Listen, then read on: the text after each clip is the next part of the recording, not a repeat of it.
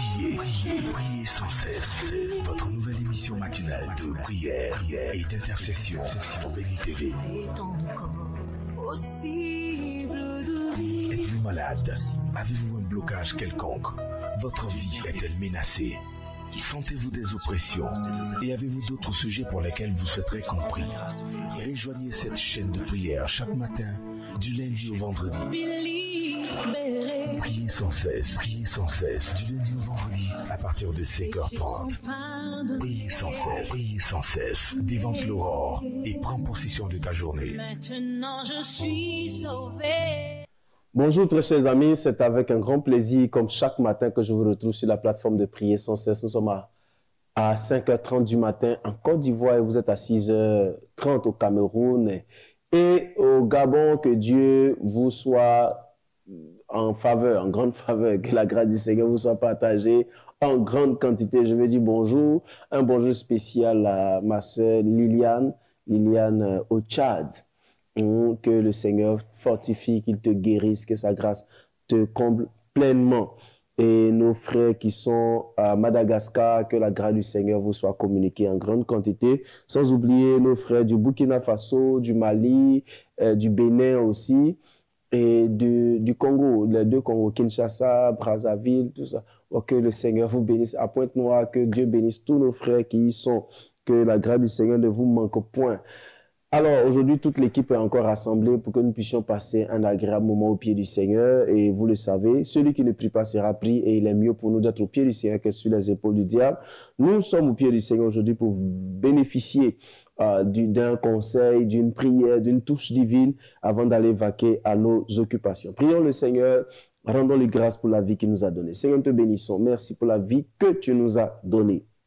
C'est une grâce pour nous d'être vivifiés, Seigneur, chaque matin par toi, par ta main puissante. La manifestation de ta bonté est notre partage. Merci pour ton amour. Merci pour la vie que tu nous donnes. Que ton nom soit béni au nom de Jésus. Amen.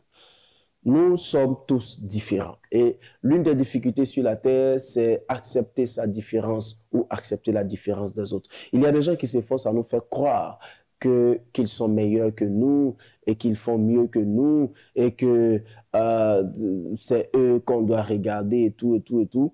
Et cela finit par nous donner un complexe quelquefois de savoir ou bien de penser, de croire que c'est vrai, nous n'avons pas ce qu'il a, nous ne pouvons pas faire ce qu'il fait. Pourtant,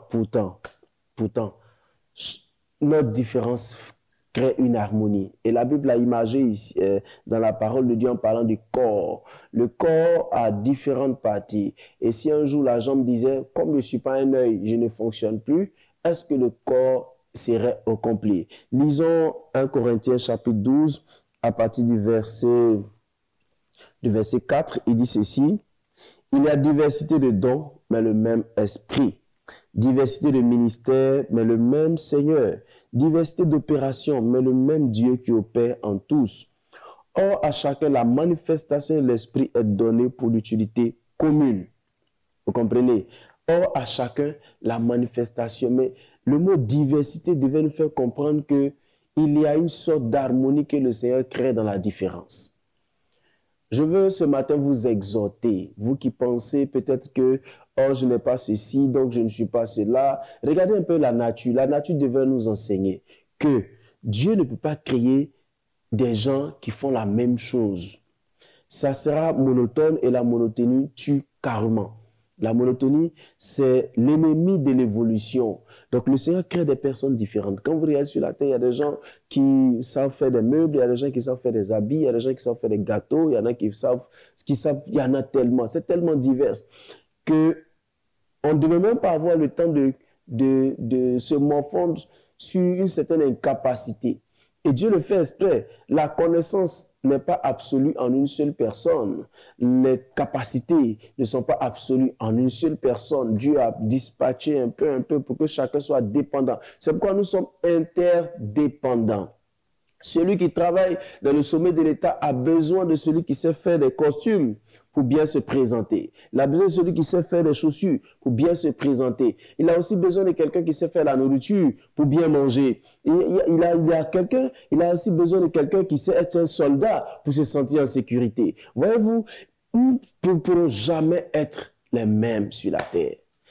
Alors, chers frères, pourquoi ne pas se sentir bien? Il y a diversité de dons, diversité de manifestations, diversité.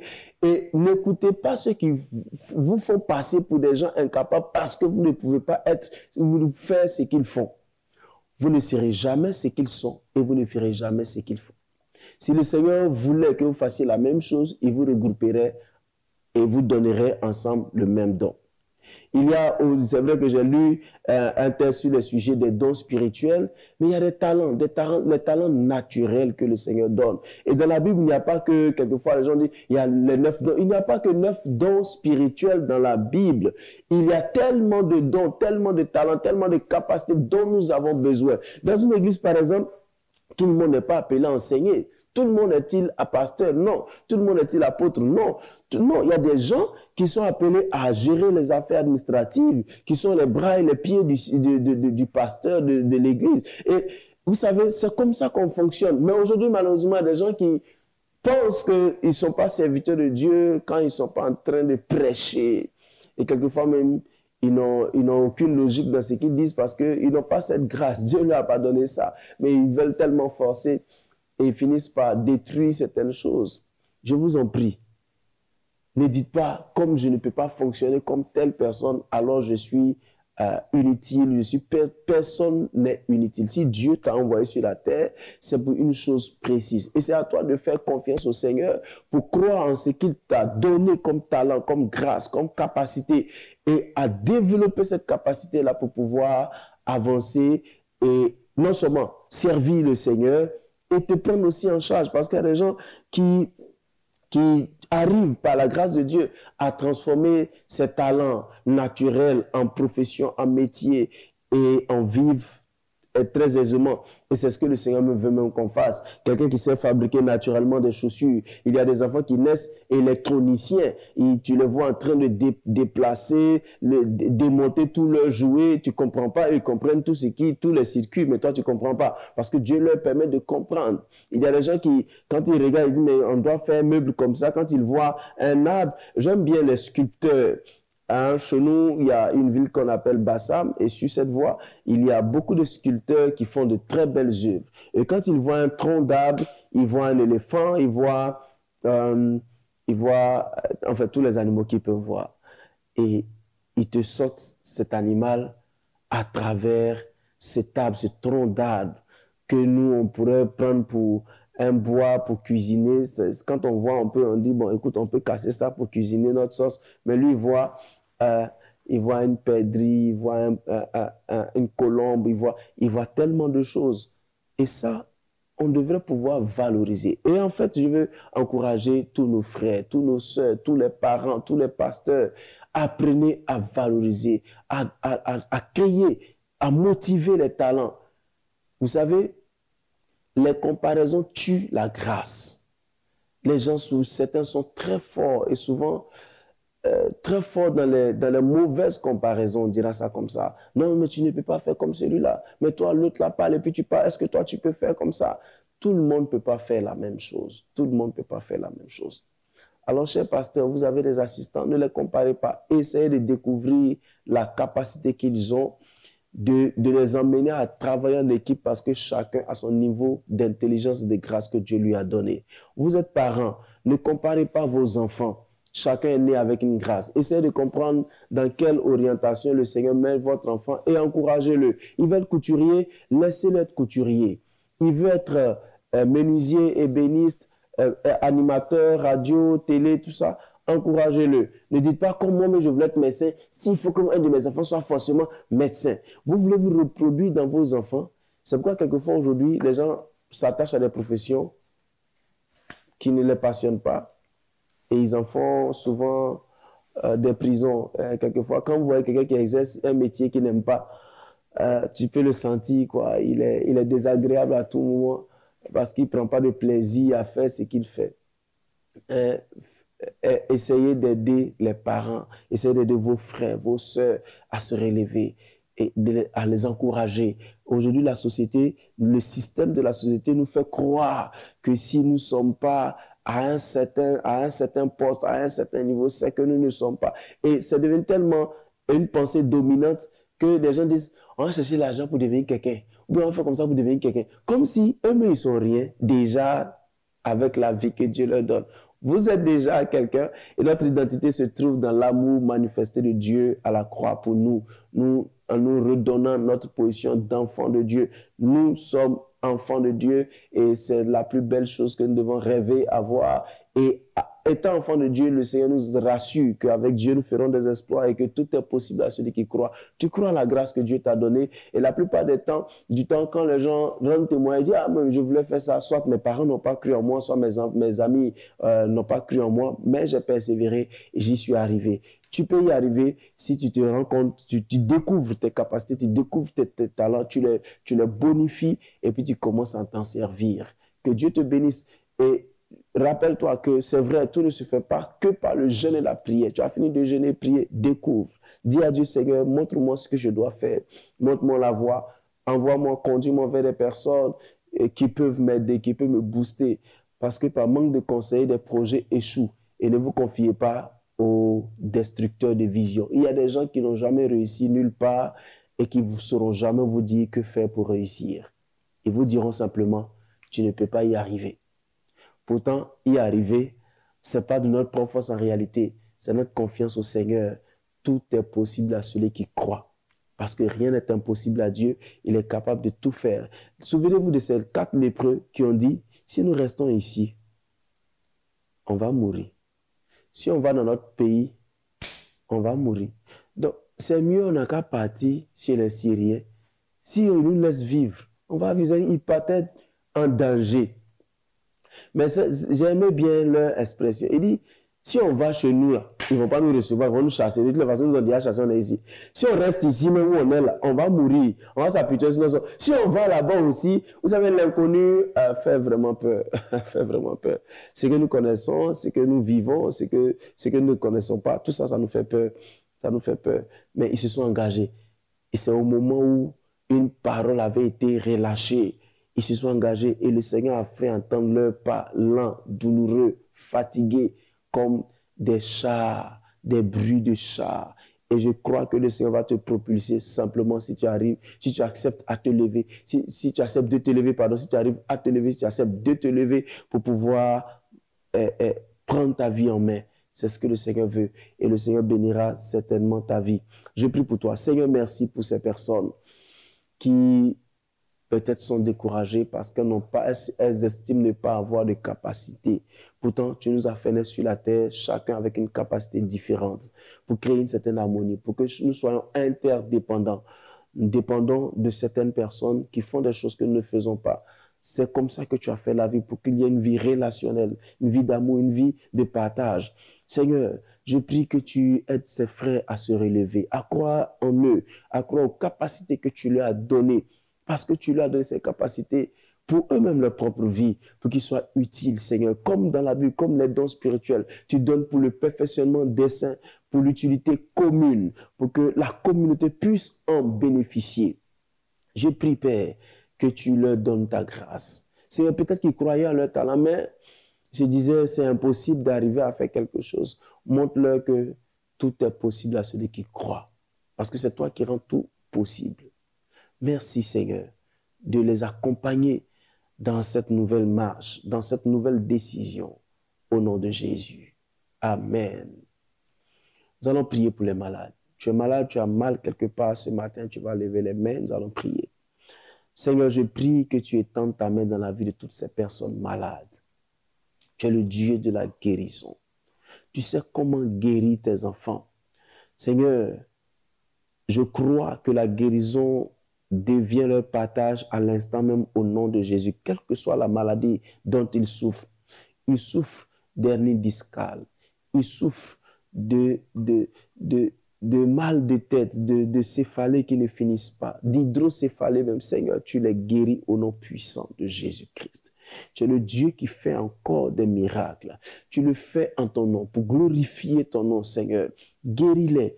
Seigneur, regarde cette personne qui souffre de VIH. Seigneur, c'est une maladie aujourd'hui humiliante. Je prie que tu apportes la guérison totale dans leur vie au nom puissant de Jésus-Christ.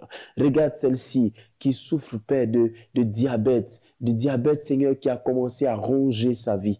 Père, tu es le Dieu qui est capable de sanctifier son sang, de tamiser son sang et de lui redonner de l'énergie. Je crois que tu le fais au nom puissant de Jésus. Et regarde cette personne, Seigneur, qui a des crises dans son intestin, dans son estomac. Seigneur, je prie que tu étendes ta main, que tu guéris cette personne dans le nom puissant de Jésus.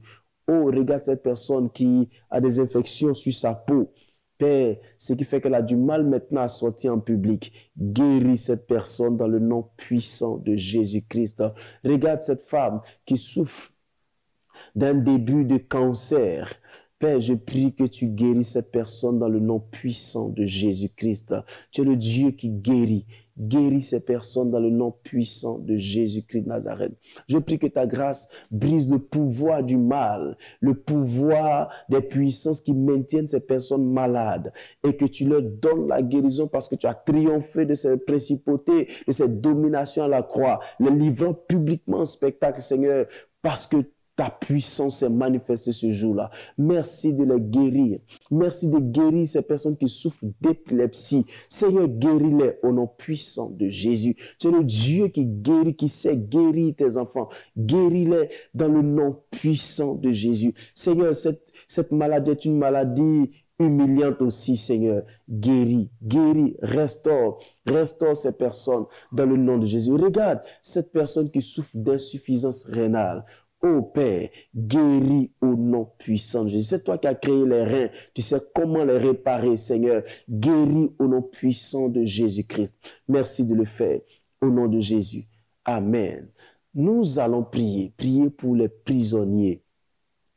Il y a un moment, des frères m'appellent de certaines prisons de notre pays et ce qui m'inspire ce sujet de prière, nous allons prier pour nos frères qui sont dans les prisons.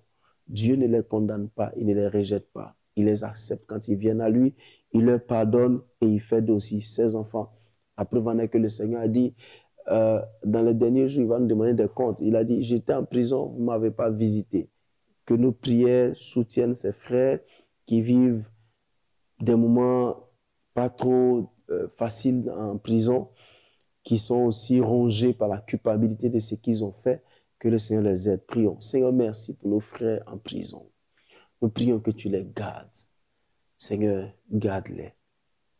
Donne-leur ta grâce. Merci pour tous ces aumôniers que tu as choisis, des gens qui ont envie de faire du bien à ces personnes, qui vont de prison en prison pour parler de toi, parler de ton amour, partager, Seigneur, ta bonté avec ses frères. Père, délivre-les de ces culpabilités, Seigneur, qui rongent leur cœur, qui rongent. Seigneur, je prie que tu les aides à se relever et que, Seigneur, tu arrives à leur faire comprendre qu'ils sont tes enfants, Seigneur. Ils ont posé des actions qui n'étaient pas bien, mais tu les aimes toujours parce que tu aimes le pécheur, mais tu n'aimes pas les actions de péché. Seigneur, garde tes enfants, préserve leur vie, fais leur grâce, Père, pendant qu'ils sont en prison. Éternel Dieu, permets qu'il y ait des personnes engagées pour pouvoir prendre soin de ces personnes, de ces vies en prison, Seigneur. Oh, étends ta main, manifeste-toi dans leur vie, touche leur cœur, qu'ils reviennent à toi, qu'ils changent complètement, Seigneur, que leur mentalité soit transformée et que ta grâce les visite glorieusement, Seigneur. Merci de le faire au nom de Jésus. Amen. Prions pour nos frères qui travaillent, mais qui voient leur promotion recalée à tout moment. Nous allons prier. Seigneur, merci pour ces frères qui sont en fonction. Ils ont un emploi, ils ont besoin de promotion. Ils n'arrivent pas à atteindre ce niveau de promotion, Seigneur, auquel ils aspirent. Je prie que ta grâce les visite. Seigneur, que tout ce qui fait blocage à leur promotion soit vaincu au nom de Jésus. Que ces blocages tombent et que ta grâce les propulse. Seigneur, que ta grâce les propulse. Merci, Seigneur, parce que tu le fais. Au nom puissant de Jésus. Amen. Nous sommes bénis au nom puissant de notre Seigneur Jésus-Christ. Nous allons prier pour des couples. Aujourd'hui, les foyers chrétiens sont menacés. Le diable, n'aimant pas la stabilité, arrive à détruire, à déstabiliser les couples chrétiens. Nous allons prier que le Seigneur se souvienne de ses frères, de ses sœurs qui ont des difficultés dans leur couple et que le Seigneur arrive à les emmener à se soumettre à lui, à sa présence. Prions. Seigneur, merci pour ces couples. Oh Père, c'est toi qui as institué le mariage. Cette institution, cette belle institution que tu nous as donnée, dans laquelle nous entrons, Père éternel. Tu as dit, il n'est pas bon que l'homme soit seul. Seigneur, nous cherchons, nous trouvons des gens. Mais Père, le diable veut nous déstabiliser, briser cette union, cet amour que nous éprouvons et nous conduire loin de ta face, Père, éternel Dieu.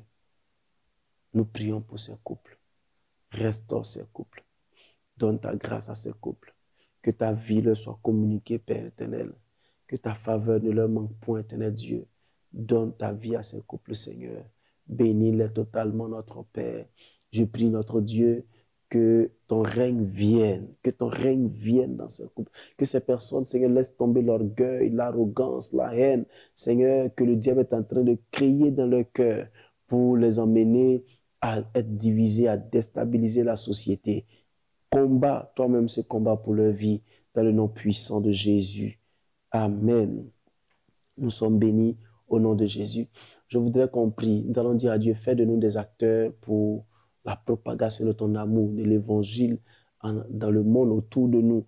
Aujourd'hui, les gens ne pensent qu'à eux seuls. Seigneur, donne-moi ci, donne-moi ça, donne-moi ci. Pourtant, l'un des besoins du Seigneur, c'est que son amour soit partagé, son amour soit divulgué. Nous allons dire, Seigneur, fais de nous des acteurs de propagation de ton amour. Seigneur, nous voulons pas parler de toi, prêcher l'évangile. L'évangile, c'est ton amour, c'est la démonstration de ta bonté, de ta fidélité, de la douceur que tu manifestes à notre égard, du salut que tu nous donnes, Seigneur.